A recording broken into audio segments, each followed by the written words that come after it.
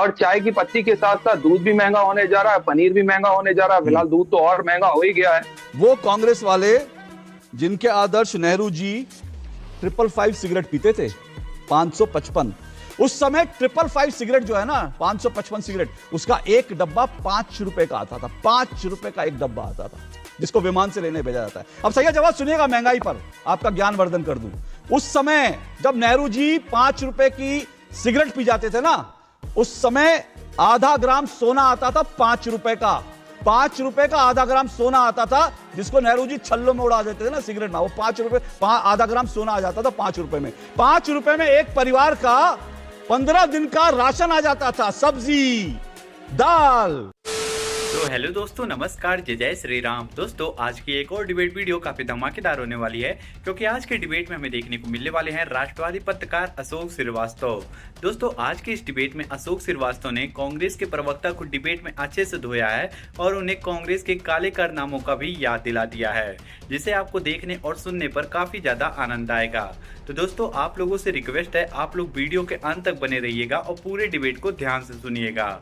अगर आप सभी को ये वीडियो अच्छी लगेगी तो वीडियो को लाइक करिएगा, चैनल को जरूर सब्सक्राइब करिएगा। आइए आज की इस शानदार डिबेट को स्टार्ट करके देखते हैं। चलिए शुरू करते हैं। सही है जवाब। मुझे नहीं मालूम, मेलोडी की जरूरत है आपको भिजवा दूं एक मेलोडी, ताकि आप भी थोड़ा मीठा बोलें आज, क्योंकि मुझे लगता है मेलोडी की जरूरत आपको थोड़ा सा है। अगर हो तो खाली जगह, नहीं तो मैं भिजवा दूंगा। सवाल यह है कि प्रधानमंत्री नरेंद्र मोदी ने इस भारतीय कंपनी जो स्वदेशी के भाव से आई थी उसको प्रमोट किया, तो सैयद जवाद और राहुल गांधी को तकलीफ हो रही है। लेकिन राहुल गांधी खुद क्या प्रमोट करते हैं जानते हैं? राहुल गांधी खुद प्रमोट करते हैं बीएमडब्ल्यू। तो जैसे वो तेलंगाना के किसान खरीदते हैं ना, हाँ, बीएमडब्ल्यू गाड़ियां, राहुल गांधी बीएमडब्ल्यू का प्रचार प्रसार करते हैं। बीएमडब्ल्यू का जाकर कहते हैं कि भारत तो बर्बाद है, बीएमडब्ल्यू जैसी गाड़ियां नहीं बना रहा, तो बीएमडब्ल्यू का प्रचार राहुल गांधी करते हैं।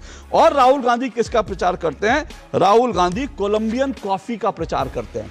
तो जो उत्तर प्रदेश में अमेठी में जो लोग हैं ना, वो कोलंबियन कॉफी पीते हैं जाके। तो इसलिए राहुल गांधी कहते हैं कि भाई मैं तो गरीब गुरबा जो है, मैं तो उसकी बात करूंगा। ये 1 रुपए की जो चॉकलेट है, ये 1 रुपए की चॉकलेट तो अमीरों की है, इसमें तो पैसा डूब जाएगा। इसीलिए राहुल गांधी जाते हैं और राहुल गांधी जाकर क्या करते हैं? कोलंबियन कॉफी का प्रचार करते हैं। वंडरफुल, बहुत बढ़िया। इसे आपसे पूछ रहा हूं, सवाल यह कि आज राहुल गांधी को इटली के प्रधानमंत्री को चॉकलेट देना भी अखरा, उसमें क्या गलत है भाई? भारत का एक प्रोडक्ट है, भारत का एक ब्रांड है। अगर जाकर इटली की, और ऐसा भी नहीं कि लाखों करोड़, 1 रुपए की टॉफी आती है, ये 1 रुपए की टॉफी, इससे क्या फर्क पड़ता है? इससे क्या आपत्ति होनी चाहिए? नहीं, अब देखिए, आपत्ति तो अलग की बात है, लेकिन चाय की पत्ती भी बहुत महंगी हो गई है। आप आपत्ति पे रहिए, हम चाय की पत्ती पे रहेंगे, वो भी महंगी होने जा रही है। और चाय की पत्ती के साथ साथ दूध भी महंगा होने जा रहा है, पनीर भी महंगा होने जा रहा है। फिलहाल दूध तो और महंगा हो ही गया है। तीसरी सबसे बड़ी बात, अरे स्वदेशी की बात हो रही थी, make in India, make in India. आदरणीय प्रधानमंत्री जी चश्मा मेक इन इंडिया लगाते हैं, जो पेन अपनी पॉकेट में रखते हैं वो मेक इन इंडिया रखते हैं, जिस गाड़ी से चलते हैं वो मेक इन इंडिया से चलते हैं, जो सूट पहनते हैं महंगा वाला वो मेक इन इंडिया पहनते हैं। कहां से है मेक इन इंडिया? आप बता दें, जिस हवाई जहाज में अभी वो उड़ करके गए वो मेक इन इंडिया है। क्या तमाशा बना रखा आपने मेक इन इंडिया के नाम का? और तीसरी सबसे बड़ी बात, तीसरी, रुक जाइए, तीसरी सबसे जो आपने कही, अरे राहुल गांधी जी के लिए, पूर्व प्रधानमंत्री जी नेहरू के लिए दिन रात तो कोसते रहते हैं आप लोग। और किस भाषा का प्रयोग करते हैं आप लोग नेहरू जी के लिए, गांधी जी के लिए, और देश की स्वर्गीय प्रधानमंत्री जो शहीद हो गई उनके लिए किन अपशब्दों का करते हैं? आपको याद होगा, हम नहीं भूले, सदन के अंदर क्या कहा था निशिकांत दुबे ने नेहरू जी के बारे में, वो भूल गया? उस वक्त देश की गरिमा नहीं कर रही थी। बहुत ज्ञान आपने दिया, थोड़ा सा ज्ञानवर्धन मुझे भी आपका करने दीजिए, फिर मैं रोहित जी के पास भी जाता हूं। भाई मेलोडी से तकलीफ है, 1 रुपए की मेलोडी 2 रुपए की हो जाएगी। कितनी तकलीफ है? महंगाई को लेकर चाय पत्ती महंगी हो जाएगी, कितनी तकलीफ है? कांग्रेस का ये दर्द देखा नहीं जा रहा मुझसे, कितनी तकलीफ है। अरे भाई स्वदेशी की बात आप कर रहे हो ना, अब सोचिए स्वदेशी की बात कांग्रेस वाले भी करने लगे। वो कांग्रेस वाले जिनके आदर्श नेहरू जी 555 सिगरेट पीते थे, 555, और ये कहां की सिगरेट थी? ये थी ब्रिटिश अमेरिकन टोबैको। 555 सिगरेट। और जानते हैं ये 500, मेरे पास एक खबर, ऐसी बहुत खबरें होंगी लेकिन एक खबर पढ़ के सुनाता हूं। देखिए कितनी चिंता इनको गरीबी की, महंगाई की, कितनी चिंता इनको स्वदेशी की। जब नेहरू की सिगरेट इंदौर लेने भेजा गया था विमान, नेहरू जी राजभवन में थे। कहां पर? भोपाल में। भोपाल में अधिकारियों का है नेहरू जी की फेवरेट सिगरेट 555 नहीं है। यह राजभवन का मैं आपको दिखा रहा हूं, राजभवन की डायरी से, यह मत व्हाट्सएप यूनिवर्सिटी नहीं है। तो क्या हुआ ना कि 555 सिगरेट जो उनकी पसंदीदा सिगरेट थी वो वहां पर भोपाल में नहीं थी, तो स्पेशल एक विमान भेजा गया था सिगरेट लेने के लिए इंदौर। ठीक है। अब सर आपकी जानकारी के लिए यह भी बता दूं, जिस समय नेहरू जी ये सिगरेट पीते थे ना 555, अपने अपने शौक होते हैं, कोई बात नहीं, सबको शौक पूरे करने का अधिकार है। उस समय 555 सिगरेट जो है ना, 555 सिगरेट, उसका एक डब्बा 5 रुपए का आता था। 5 रुपए का एक डब्बा आता था जिसको विमान से लेने भेजा जाता है। अब सही जवाब सुनिएगा, महंगाई पर आपका ज्ञानवर्धन कर दूं। उस समय जब नेहरू जी 5 रुपए की सिगरेट पी जाते थे ना, उस समय आधा ग्राम सोना आता था 5 रुपए का। 5 रुपए का आधा ग्राम सोना आता था, जिसको नेहरू जी छल्लों में उड़ा देते थे ना सिगरेट ना, वो 5 रुपए आधा ग्राम सोना आ जाता था 5 रुपए में। 5 रुपए में एक परिवार का 15 दिन का राशन आ जाता था, सब्जी, दाल और इसके अलावा आटा। एक परिवार का 5 रुपए में आधे महीने का राशन आ जाता था, जितने में नेहरू जी की सिगरेट होती। तो मुझे लगता है कि अपने गिरेबान में झांक लेना चाहिए। अब मैं आपको यह बताता हूं, एक और चीज दिखाता हूं। ये इनको परेशानी है, प्रधानमंत्री नरेंद्र मोदी विदेश क्यों चले गए? अरे भाई, जब जम्मू कश्मीर जल रहा था, पंडित नेहरू मशोबरा शिमला में माउंट बेटन कपल के साथ छुट्टियां मना रहे थे।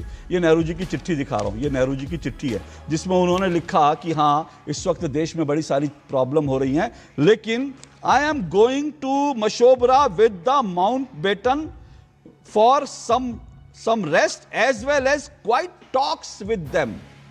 अकेले में एकांत में उनसे बातें करनी है और थोड़ा सा मैं रिलैक्स होना चाहता हूं, इसीलिए मशोबरा जा रहा हूं।